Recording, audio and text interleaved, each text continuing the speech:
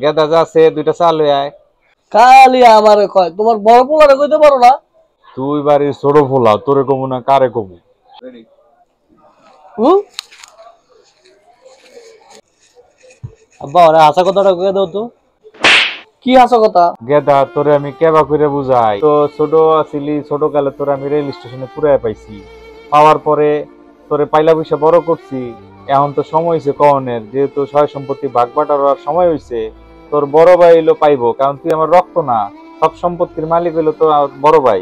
সয় সম্পত্তি ভাগ করার সময় হয়েছে, আর এখন তুমি আমার এই কথা কও? ছোট থাকতে কইতে পারলা না?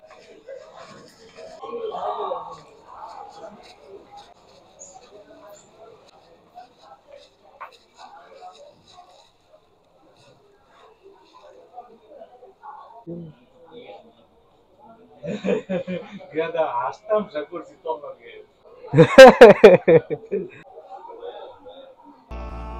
হাসতামশা করছো, আমার কইবা না?